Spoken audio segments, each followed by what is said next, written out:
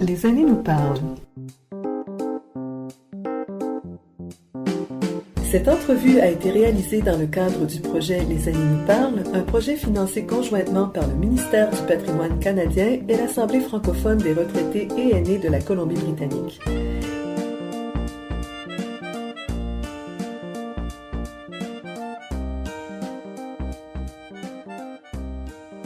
De Prince George, je rencontre maintenant Louise Magnus et Suzanne Lefebvre, qui ont été toutes les deux très impliquées dans la francophonie de Prince George.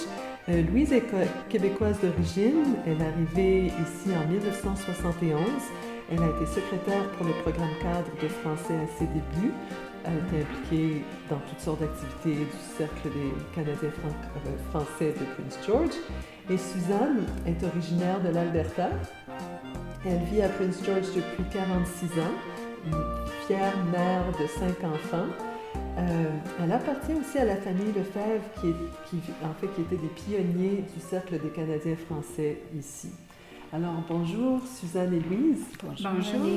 Et donc, racontez-moi un peu, on va commencer un peu avec Suzanne, parce que je sais qu'on peut remonter loin dans le temps. Qu'est-ce qui a amené votre famille à l'origine dans l'Ouest? Parce qu'au départ, ils étaient au Québec. Ils étaient au Nouveau-Brunswick. Oh, au Nouveau-Brunswick. Oui. Mon grand-père était venu du Nouveau-Brunswick parce qu'il s'était sauvé de sa famille parce qu'il y avait une chicane avec son père. Et puis, il est allé s'installer en Alberta, à Saint-Édouard, qui est pas loin de Saint-Paul. Puis, comme fermier, mais il n'aimait pas ça à cause qu'il y avait beaucoup de roches. Ça fait qu'il a entendu parler que Falaire, au nord de l'Alberta, était beaucoup mieux. Ça fait qu'il est allé s'installer là. Puis, mon père avait 2 ans à ce temps-là. Et qu'est-ce qui fait que vous parlez encore français aujourd'hui? Falaire était... Tout le monde parlait français. Probablement 98% des gens. Puis après ça, je suis allée à la faculté Saint-Jean. Dans ce temps-là, ça s'appelait le Collège Saint-Jean à Edmonton. Puis j'ai fait 2 ans d'université là. Puis ensuite, j'ai marié un francophone. Puis on est déménagé en Colombie. Et à Falaire, est-ce que les gens de Falaire, ils venaient d'où? En général. Ils venaient du Québec, oui, beaucoup du Québec. Beaucoup de fermiers? Oui. Donc, c'était pour la terre. Mm-hmm. Et qu'est-ce qui vous a amené avec votre mari en Colombie-Britannique? Lui, il est originaire de Prince-Georges, oui. Et puis, sa famille était ici depuis qu'il avait 2 mois. Puis, il est allé au Collège Saint-Jean à Edmonton à cause que sa mère était décédée, puis il vivait avec sa sœur à Edmonton. Donc, c'est un choix d'amour pour vous, Prince George? Oui. Oui. Et Louise, vous êtes originaire du Québec? Oui. De quelle région? La ville de Québec. Mm-hmm. Et quel a été l'appel de la Colombie-Britannique pour vous? J'ai suivi mon mari. Alors, puis l'appel, lui, c'était vraiment le travail. Je ne sais pas s'il voulait vraiment venir, mais il est venu sur un prêt. Il a été prêté parce que en 65, il y avait les 3 papeteries ont été bâties en même temps, je pense. Je ne sais pas, en tout cas. Lui était attaché à 2, et puis il s'occupait de l'instrumentation. Mais les dessins d'ingénierie étaient faits à Québec. Alors, il était ici depuis 65. Il faisait la navette Prince-Georges-Québec, Prince-Georges-Québec. Toujours est-il qu'un jour, on s'est rencontrés à Québec. Nous sommes mariés en 68. Il est revenu ici. Puis finalement, en 71, on nous a demandé de venir pour 1 an parce que tout ce qui avait été fait déjà, là,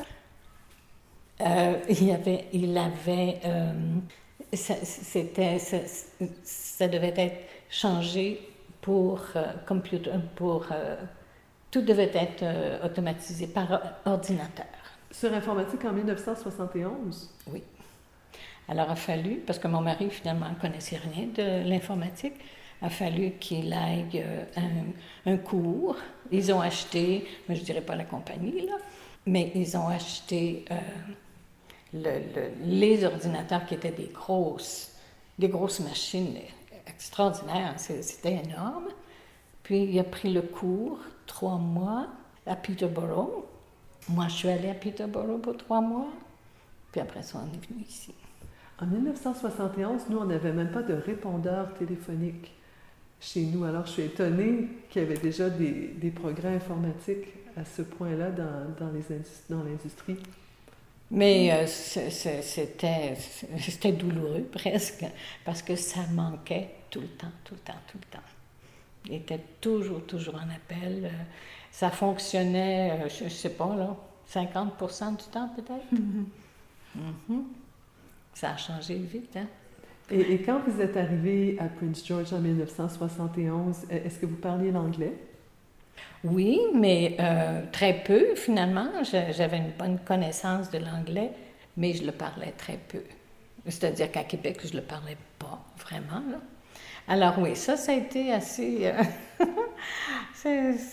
surtout au téléphone. Le téléphone, c'était un cauchemar. Preniez-vous des petites notes avant de prendre le téléphone?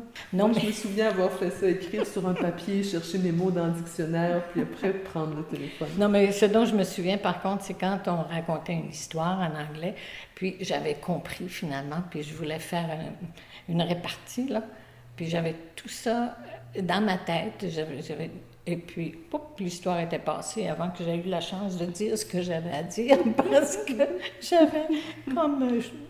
comment est-ce qu'on dit ça, tu sais? En tout cas, oui, c'était... Puis, tout d'un coup, je me suis mise à parler. Alors, j'ai rencontré... mes parents sont venus, un été, ils sont venus me voir.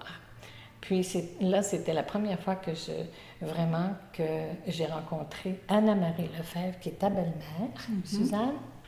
Et puis, c'était un concert. Je pense que c'était une chorale québécoise qui venait à Prince-Georges. Alors, j'ai dit à un moment, je vais t'emmener voir. Puis là, j'ai rencontré Anna-Marie Lefebvre. Puis c'est comme ça, finalement. Ça fait que ça devait être en 73, 74, puis peut-être même après. J'ai rencontré Anna-Marie, puis j'ai dit, ah, bon, ben... Puis là, elle me demandait, ben, on devrait se rencontrer, tout ça, puis il y a quand même, tu devrais devenir membre du Cercle des Canadiens français, mais elle ne poussait pas. Hein? C'était pas son genre, Anna-Marie. Mais finalement, puis moi, je me disais, ben là, parce que vraiment, oui, je m'ennuyais beaucoup de ma famille. Puis, alors là, je me disais, ben non, c'est pas la chose à faire d'aller pleurer sur les épaules de quelqu'un juste parce qu'il parle français, parce que peut-être que ce sont des gens avec qui je me lierais pas d'amitié si j'étais à Québec. Alors, je m'établissais une espèce de barème de prudence. Mais finalement, Anna-Marie et moi, tu sais, on est devenus des grandes amies. Puis, c'est comme ça que, éventuellement, elle avait des petits projets. Puis, je suis embarquée. Et c'est comme ça que vous vous êtes connues toutes les deux? Oui. Par le Cercle canadien français? Oui, et par l'entremise d'une autre amie, Rachel Bowers. Son mari avait un magasin d'électronique. Alors, ça, c'est un autre petit billet là, je suis en train de... alors, on est allé magasiner, puis mon mari cherchait quelque chose de nouveau parce que les gadgets, c'était son fort, hein? Alors, Jerry Bowers dit « Ah, t'es québécoise! » Ben, en tout cas, je ne sais pas s'il me l'a demandé. Ma femme, Rachel, puis il a fait un effort pour ne pas dire Rachel ou Rachel. Il dit « Ma femme Rachel est québécoise. Alors, il faudrait qu'on se rencontre. » Puis j'ai rencontré Rachel, parce que toi, tu étais déjà très, très, très amie avec Rachel. Puis finalement, tous des francophones ensemble. C'est ça. Et c'est une amitié qui dure depuis toutes ces 40, combien? Et Suzanne, comment ça s'est passé vos débuts ici à Prince George il y a 46 ans? Ben, la famille de mon mari était très accueillante. D'abord, je me sentais bien. Puis ma famille était seulement à 7 heures de route ou 7-8 heures de route. Ça fait que je pouvais y aller quand je voulais. Et donc, vous viviez plus en anglais, j'imagine? Oui. Mais vous aviez l'habitude, parce que vous avez grandi en Alberta? Oui. Donc, c'est pas comme une Québécoise qui arrive et qui parle pas trop la langue, et donc Non, vous avez je parle déjà cette habitude. l'anglais, puis il y avait j'ai beaucoup de beaux-frères et belles-sœurs qui parlent seulement en anglais, ça fait que... Mais vous avez toujours conservé ce goût de la culture francophone. Ah oui. Depuis toutes ces années. Oui, oui. Et est-ce que vous l'avez communiqué à vos enfants? Oui, on a commencé on a fait partie du groupe qui a commencé le programme Cadre de français. Puis mon fils, il était la première année qu'il est allé. La première année, oui, sa première année. Il a fait partie du programme. Puis mes 5 enfants, ils parlent français. Puis mes petits-enfants aussi vont à des écoles d'immersion ou francophones. Et est-ce que vous avez eu à faire face à des défis pour avoir l'école en français ici? Oh oui. Mm-hmm. Oui. C'est assez plus long. Peut-être pas, mais justement, Anne-Marie Lefebvre, qui était très engagée, il y avait eu une réunion spéciale, puis je pense que c'est en 78. Puis là, il était question justement d'avoir plus de français. Alors, puis je pense qu'ils avaient déjà fait à ce moment-là des études dans la communauté. Anne-Marie va avoir 2 heures de français. Est-ce que ça devrait être au système catholique? En tout cas, il y avait un tas de questions. Mais finalement, il y avait eu aussi la visite, la rencontre de tous les ministres de l'Éducation. Et puis je pense qu'à ce moment-là, à Québec, c'était Morin. Donc de tous les ministres de l'Éducation du Canada? Du Canada. Mm-hmm. Et puis, parce que... évidemment, on blâmait toujours. Attends une minute, il faut que je dise ça comme il faut. En tout cas, le Québec a dit montrez-nous ce que vous faites pour les francophones en dehors du Québec. Puis après ça, parce que les anglophones ont toujours eu leurs droits au Québec, n'est-ce pas? Alors, c'est comme ça. Et puis, alors, le mouvement s'est présenté. Donc, plutôt que l'immersion, plutôt que toutes sortes d'autres formules, ils sont allés rencontrer la francophonie, la fédération. La fédération s'y est intéressée, sont venus en région. Puis, finalement, c'est comme ça. Anna-Marie m'avait demandé d'aller en réunion à Vancouver. Et puis, c'est comme ça, finalement, il fallait lancer l'idée. Puis, il avait fait un sondage pour voir combien d'enfants seraient intéressés à l'école française. Puis, il paraît qu'il y aurait eu comme 100 enfants qui étaient prêts à s'inscrire. Mais quand c'est venu le temps de s'inscrire, à cause qu'il n'y avait pas de transport, il y avait seulement 11 élèves la première année que le programme Cadre a commencé. Puis aussi, la stipulation il fallait qu'un des 2 parents soit francophone. Là, c'était plus l'immersion, là, parce que l'immersion, ça aurait été un gros succès, parce qu'ils nous disaient, mais on veut le français pour nos enfants, mais notre rôle, c'était pas ça, c'était pas pour travailler pour l'immersion, c'était de trouver les francophones, parce que c'était ça l'entente. Toujours est-il, puis les difficultés, c'était que, justement, combien d'enfants on va trouver qui sont des vrais francophones? Parce qu'il y en a, en tout cas, un des 2 parents devait parler français. Et le français devait être encore, ça je suis certaine que vous avez entendu l'histoire plusieurs fois. Alors on a commencé avec 10 enfants. 10 enfants, mais très peu de familles finalement. Parce que tu en avais 2. Moi, j'en avais 1, mais Mme Ouellette en avait 2. C'est ça. C'était à peu près 5 familles. 5 familles qui a peuplé le programme cadre de français. Puis là, on se disait... Puis là, c'était de trouver les professeurs. Bien sûr, vous avez entendu ça, je suis certaine. Donc, c'était tout un challenge, comme on dit. C'était vraiment quelque chose. Et à partir de ces 10 élèves, l'année d'après, s'en est ajouté un petit peu. Oui, bien oui, il y a eu un certain malaise de ce côté-là, puis je suis certaine que c'est pas juste à Prince-Georges que c'est arrivé. À un moment donné, il y avait d'autres parents, on perdait des enfants aussi, Il y en a qui déménageaient. Il y en a, finalement, c'était presque plus viable. Puis là, ils ont décidé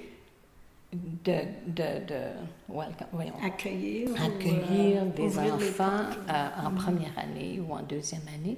Mais ça, c'était toujours qu'il fallait que nos enfants qui finalement avaient eu 1 an de plus ou 2 ans de plus, il fallait toujours se réaccommoder tous ces jeunes-là qui commençaient. Alors, à un moment donné, ils sont revenus au principe de base, il faut que les enfants soient des francophones. Peut-être pas, ils n'étaient pas des francophones, mais ils devenaient des francophones de par leurs parents. Puis moi, je sais que ma fille me remercie encore d'avoir tenu bon. Parce que moi, j'avais dit, et ça je me souviens, j'avais dit à Anne-Marie, on va donner 1 mois, 2 mois, 3 mois, puis si ça ne marche pas, puis j'avais dit surtout à mon mari qui était anglophone, si elle pleure pendant 2 mois, c'est là, est-ce que ça vaut vraiment la peine? Parce que c'est trop difficile. Bien là, c'est pas elle qui pleurait, c'était moi.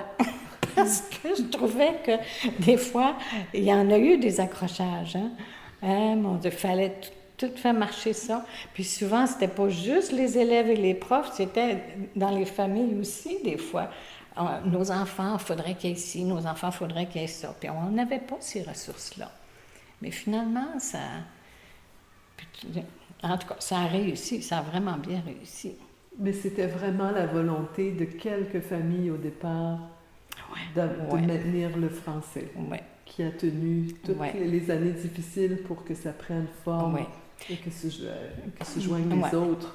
Puis la chance, finalement, aussi, du côté du gouvernement, il faut donner crédit à ça. Alors, ils ont donné cette chance-là, mais je pense que peut-être un peu en pensant que ça ne marchera pas de toute façon. Et puis, a fallu qu'ils adaptent l'acte scolaire, ou en région surtout. À Vancouver, il n'y a pas de problème. Bien, je suis certaine qu'ils ont eu leurs problèmes aussi, mais la population était là. Ici, on n'avait pas de population. Puis, le transport. Donc, puis il n'y avait pas de transport, justement. Non, il fallait conduire nos enfants. C'est que c'est vraiment difficile. C'était difficile. C'était vraiment, vraiment difficile. Et puis, la plupart du temps aussi, les parents disaient, avec le temps, ils disaient, oui, on aimerait ça, mais nos enfants ils joueront pas avec les enfants du quartier, nos enfants vont... Je ne sais pas s'il y avait peur que les enfants ne parlent pas anglais, mais c'est pas tellement fondé comme peur. Mais des pères, c'est comme ça, hein? C'est pas toujours fondé. Mais en tout cas, ça a bien réussi. Ma fille parle français presque à tous les jours, à Toronto. Elle a quel âge maintenant? 44. Est-ce qu'elle a des enfants? Non. Elle est partie étudier en Ontario, mais elle n'est jamais revenue. J'essaie encore de la répatrier à 44 ans, mais je pense que c'est peine perdue. Ma mère essaie encore de me rapatrier au Québec, mais oui? ça ne va pas marcher. Non. Mais je pense que dans le sens inverse, ce serait plus facile de les ramener en Colombie-Britannique. J'en vois beaucoup, moi, de mes anciens étudiants qui sont partis dans l'Est et ils reviennent tous. Oui, hein? Pour la température, puis la mer. Oui. Mais c'est vrai qu'à Prince George, vous n'avez pas la mer. Et qu'est-ce qui a changé dans le paysage francophone depuis les années 1970 à maintenant? Qu'est-ce qui s'est fait à Prince George? Bien, on louait dans un différent building. On n'avait pas... Puis maintenant, on a notre bâtiment qui nous appartient. C'est que ça a été un gros changement. Depuis quand est-ce que vous avez votre propre édifice? Je me souviens pas. Moi non plus. 80, quelque chose. Oui. Puis mais je me souviens aussi qu'il y avait la question du financement.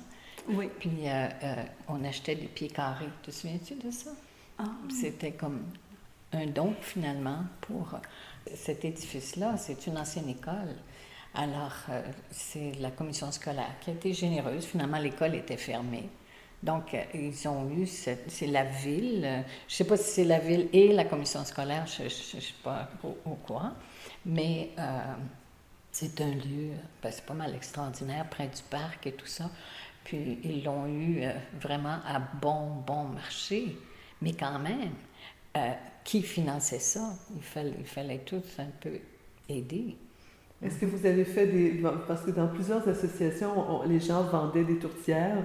Ça a été... Plusieurs associations ont acheté leur édifice en vendant des tourtières. Oh, vraiment? Ah, Ben, nous, oui. c'était des pieds carrés. Tu te souviens-tu de ça? Oui, Ouais, je pense. des pieds carrés qu'on achetait.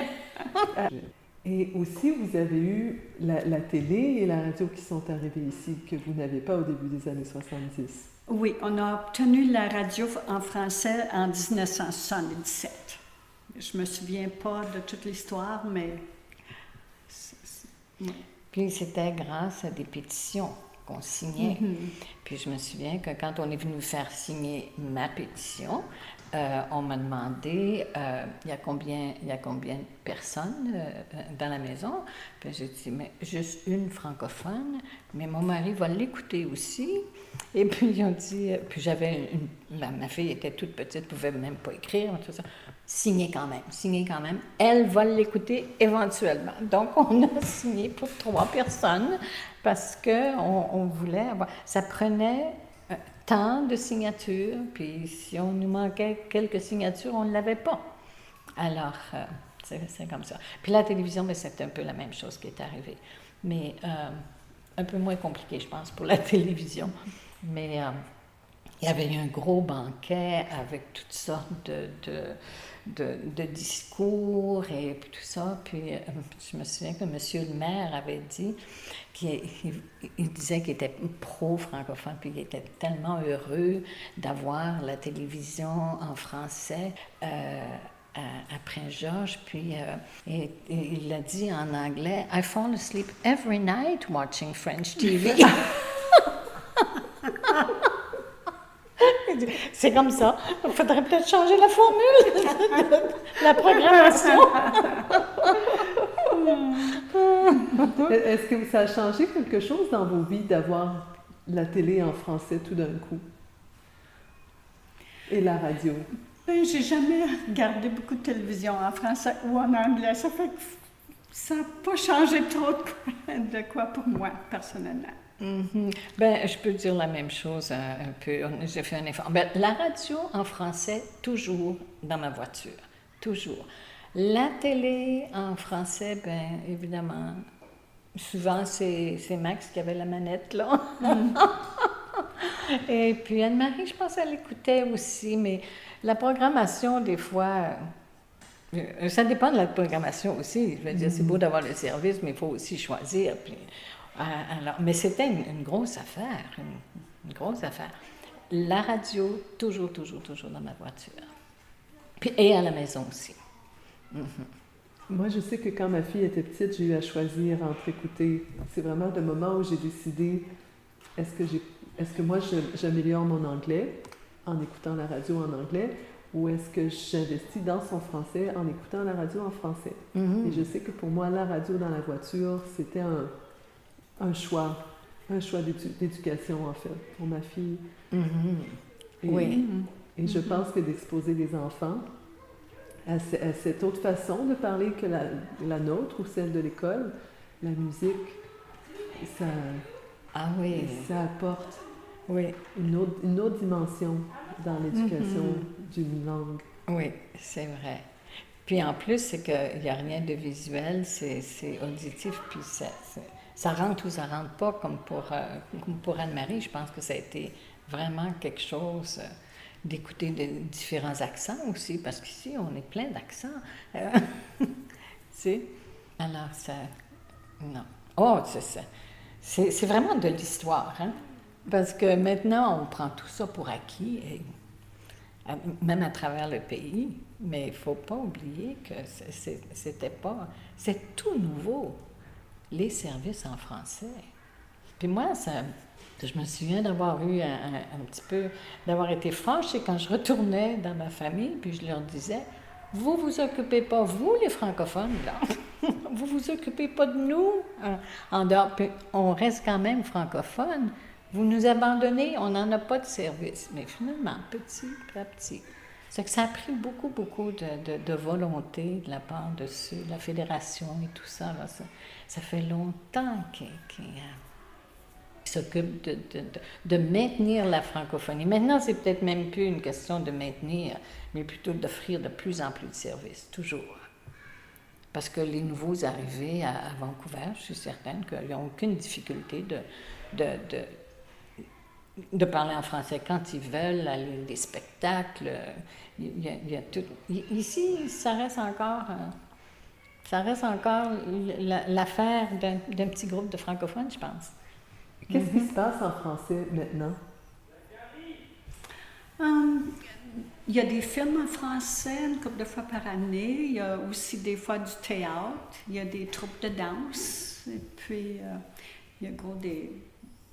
ils célèbrent la fête au mois de juin, là, Saint-Jean-Baptiste. Puis, à l'automne, c'est... Qu'est-ce que c'est? Il y a beaucoup de rencontres. Les pluchettes, et tout ça. Mais c'est toujours au mois de février, grâce au sort des Canadiens. Toujours. Oui. Ouais. Ouais. Puis la fête d'hiver, au mois de février, c'est une grosse fête, grande. Oui, une grosse. Fait que finalement, c'est peut-être toujours un peu bon, là, j'ai pas le mot, là. Mais c'est encore quelque chose de... Minoritaire? Oui, absolument. Oui. Si vous aviez à décrire le Cercle des Canadiens français avec quelques adjectifs, quels sont les premiers mots qui vous viennent à l'esprit? Accueillant. Des mots. Accueillant. Ah. Très accueillant. Accueillante, même si on vient pas pour quelques mois ou quelque chose, quand on vient, on est toujours bien reçu. Et puis, Renée Trépanier, notre directrice pendant plusieurs années, a fait beaucoup de démarches avec la ville pour qu'on ait une bonne entente avec la ville, puis des services. Puis C'était une ambassadrice, hein? Oui. Puis on se fie encore à nos ambassadeurs, justement, qui sont là pour que ça continue. Puis je pense à la famille des Bergeron, Jerry Bergeron et Evelyne Bergeron. On n'a pas besoin de se gêner de donner leur nom parce qu'ils en font tellement. Evelyne a commencé une troupe de danse et tout ça. Ça fait que ça, c'était des gros collaborateurs, là. C'est des vrais pionniers, là. Des pionniers modernes. Oui. Il y a eu les pionniers qui ont commencé le cercle, mais ça, c'est de notre temps, là. Puis ils font venir des spectacles. À chaque année, on a toujours des spectacles auxquels on peut participer. C'est vraiment... Donc, c'est des ambassadeurs de la francophonie auprès de votre communauté de Prince George, mais aussi des ambassadeurs de votre groupe francophone auprès des autres groupes francophones du reste du Canada. Oui. Qui vous gardent en contact avec le monde francophone du reste du pays. Oui. Parce qu'il y a aussi un mouvement qui fait qu'on est fiers d'être francophone. Mais je ne veux pas dire que les autres ne l'étaient pas non plus, mais quand c'était le temps, par exemple, de faire la décision, est-ce qu'on envoie nos enfants en français ou en anglais? Dans le temps, là, il y en a plusieurs qui disaient non, on est venu ici pour que nos enfants apprennent l'anglais, puis on ne veut pas qu'ils soient considérés comme, tu sais, je ne sais pas, une école de ghetto, là, ou des choses comme ça. Ça a disparu complètement, cette idée-là. Mais il y avait cette mentalité-là. Moi, quand je suis arrivée, par contre, maintenant, si je vois quelqu'un qui parle français, les gens ne se gênent plus de parler français. Mais dans le temps, il y en a que tout de suite, on leur parlait français, ils tournaient ça en anglais tout de suite. Ils étaient plus à l'aise en anglais. Mais parce que, il ne faut pas oublier qu'il n'y avait pas eu les services que nous, on avait. Donc, un francophone, de parents francophones, les parents pouvaient parler français, mais ces enfants-là n'étaient jamais allés à l'école en français. Donc, c'était l'anglais qui prédominait. Mais ça, de plus en plus, on se parle en français comme ça. Moi, si j'entends quelqu'un dans les magasins parler français, souvent je vais aller leur parler. Je leur demander d'où ils viennent, ou est-ce qu'ils sont juste de passage, ou, tu sais. Puis, demander des services en français, c'est vrai qu'au début, je me gênais de le faire, mais maintenant, ça ne me gêne plus du tout. À la poste, ou des choses comme ça. Sentez-vous que le français a une meilleure place dans votre communauté qu'il y a 40 ans? Oui, ah oui, surtout pour les services au bureau de poste, puis... Ah oui. Et qu'est-ce qui reste encore à faire à Prince George pour que ce soit encore mieux? Bonne question. Moi, j'ai tellement confiance, justement, à l'école d'abord. Hein? Parce que sans l'école, on serait encore où on était, je pense, parce que nos enfants parleraient uniquement l'anglais. Et puis ça fait que l'école, c'est vraiment la sauvegarde du français, mais j'espère qu'ils vont avoir qu'ils vont avoir développé cette fierté-là de quoi? Comme francophone, là, de s'identifier, merci, comme francophone. Mais moi, ça fait longtemps là, que je suis hors... je suis vieille, là. Ça fait longtemps que je m'occupe vraiment de tout ça. Je ne sais pas où ça en est. Mais j'ai été invitée en avril, je pense, pour une science fair, là, voyons, une foire de sciences à l'école francophone. J'ai été vraiment ébahie du niveau de français qu'il y avait chez les enfants. Puis je me dis, j'ai vraiment là. Je me dis, ben là, c'est fait. On a des bons professeurs. Des professeurs. C'est encore une mission. Moi, je dis qu'ils sont encore en mission. Tu sais, c'est pas facile. Oui, comme les missionnaires qui venaient convertir à l'époque les gens à la religion catholique ou à la langue aussi. Oui. On est encore à un autre niveau, mais on est encore dans cette idée de convertir. C'est ça. Mais il faut dire que tout s'ouvre aussi. Le Canada s'ouvre, et puis...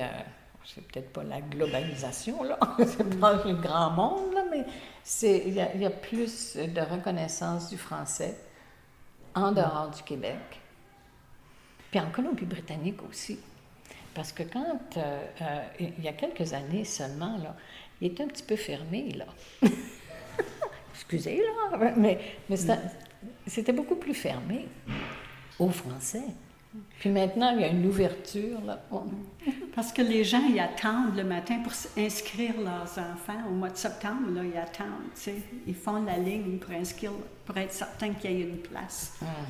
À l'école en français. Et puis, j'imagine à l'immersion aussi. Oui. Ça fait que... surtout à l'immersion, mais quand même, c'est un changement. Oui, parce que ça aide la francophonie. C'est une belle victoire pour la francophonie. Je pense. Que tout d'un coup, les gens aient envie, même que les anglophones aient envie que leurs enfants parlent français. Je pense que ça, c'est quand même assez nouveau. Oui. Qui, dans les années 70, c'était pas le cas. Non.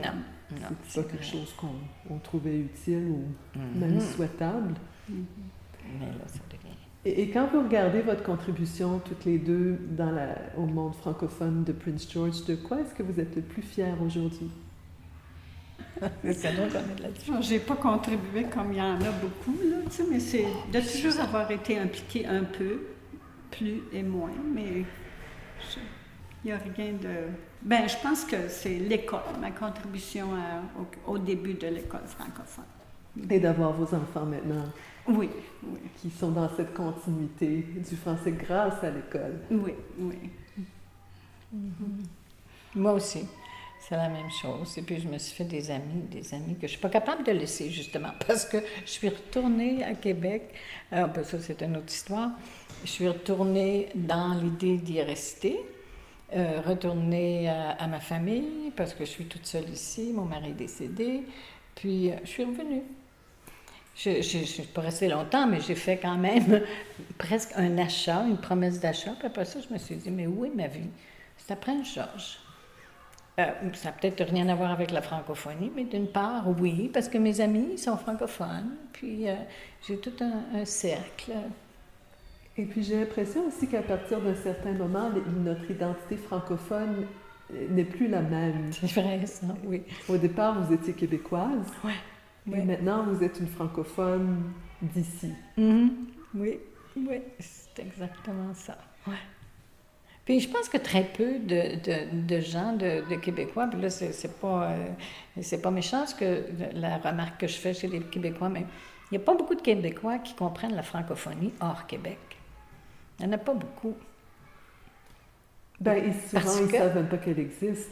C'est ça. Puis ils se sentent isolés aussi. Parce que je pense que l'isolement, ça reste un peu toujours. Ce ne sera jamais la francophonie d'un océan à l'autre. Hein? Il y a le Nouveau-Brunswick, finalement, qui est censé être la province bilingue. Et encore, ça dépend des villes. Puis ça dépend des villes. Mais peut-être que finalement, cet isolement, justement, particulièrement à Prince George, où vous êtes dans une région qui est isolée, est-ce que ça donne peut-être une autre couleur à votre francophonie, puis des liens plus serrés aux membres de votre francophonie ici? Oui. Ah oui, certainement. Oui. Alors, merci beaucoup, Suzanne Lefebvre et Louise Manus, pour cet entretien. Plaisir.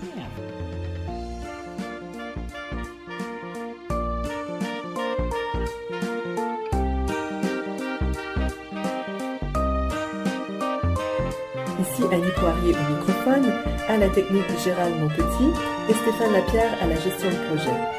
Un merci tout spécial à tous ces gens merveilleux qui m'ont accueilli chaleureusement, ainsi qu'aux associations francophones de la province pour leur appui et leur travail exceptionnel.